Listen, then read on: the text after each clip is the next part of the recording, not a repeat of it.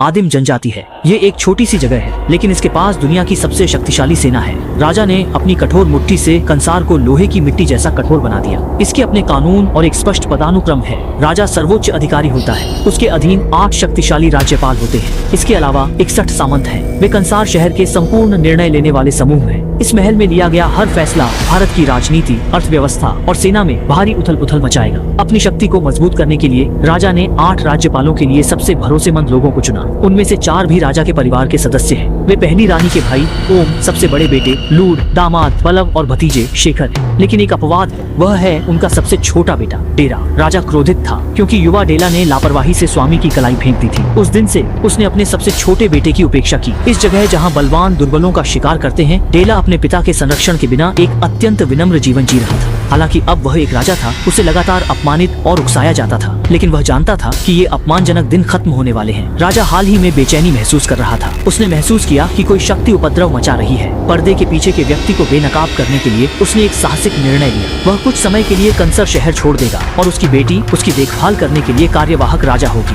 बेशक उसे एक और महत्वपूर्ण समाचार भी घोषित करना था, यानी उसके सबसे छोटे बेटे डेला को लैन परिवार की जगह राज्यपाल के रूप में पदोन्नत किया गया था। लैन परिवार ही क्यों था, इसका उत्तर जानने के लिए मित्र पिछले एपिसोड में जा सकते हैं। जाने से पहले राजा ने विशेष रूप से डेला के कंधे पर चुटकी लेना उसके लिए एक मौका और एक परीक्षा दोनों था। राजा के जाने के बाद कई राज्यपाल अधीरता से बाहर निकला। लैन परिवार के अलावा डेला का भाई लुड भी उससे नफरत करता था। वह हमेशा राजगद्दी के बारे में सोचता रहता था। डेला के उत्थान ने उसे खतरनाक महसूस कराया। जब राजा कंसल शहर में थे, तब उन दोनों ने डेला के इलाके में एक पागलपन भरा कत्लेआम किया। जब तक डेला का सफाया नहीं हो जाता, लैन परिवार को राज्यपाल का पद नहीं छोड़ना पड़ेगा और लुड राजगद्दी का एकमात्र उत्तराधिकारी बन जाएगा। बढ़ती लपटों के साथ पूरा इलाका असंतुलित हो गया। हालांकि डेला के आदमियों ने जी जान से लड़ाई लड़ी, लेकिन वे पकड़े जाने से बच नहीं सके। लेकिन जब वे उन्हें मारने वाले थे, तो महल की घंटी अचानक बज उठी। केवल सर्वोच्च निर्णयकर्ता ही इस घंटी को बजाने का आदेश दे सकता था। राजा वापस आ गया हो। सभी लोग जल्दी से महल में भागे, लेकिन जो बाहर आया वह राजा की बेटी थी, जो कार्यवाहक राजा थी। उसने दोनों भाइयों के घमासान को रोका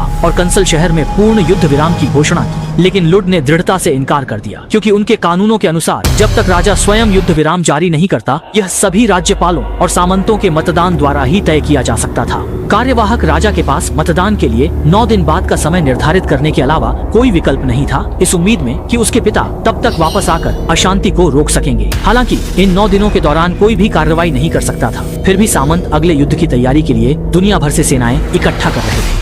जल्द ही विभिन्न देशों की सेनाएं एक के बाद एक इकट्ठा होने लगी, जिनमें रूस, सर्बिया, सूडान और अफगानिस्तान 30 से ज्यादा सशस्त्र बल शामिल थे। डेला के सैनिक भीड़ में थे। अगर यही क्रम जारी रहा तो 9 दिनों में सभी मारे जाएंगे। केवल डेला ही शांत और संयमित था। उसके पास एक मजबूत बैकअप भी था। अगली सुबह डेला अपने सैनिकों को लेकर बल मांगने गया। अप्रत्याशित रूप से कार एक सीमावर्ती कस्बे की ओर दौड़ी और अंततः एक लोहार की दुकान के सामने रुकी। लोहार की पीठ देखकर डेला ने उसे एक नजर में पहचान लिया। यही वह व्यक्ति था जिसकी उसे तलाश थी। 20 साल बीत जाने के बावजूद दोनों भाइयों की दोस्ती कम नहीं हुई थी। डेला की स्थिति के बारे में जानने के बाद देवा ने अपनी मां को अलविदा कहा और कार में शहर की ओर चल पड़ा। जब तक उसका भाई पुकारता, वह उसका पीछा जरूर करता।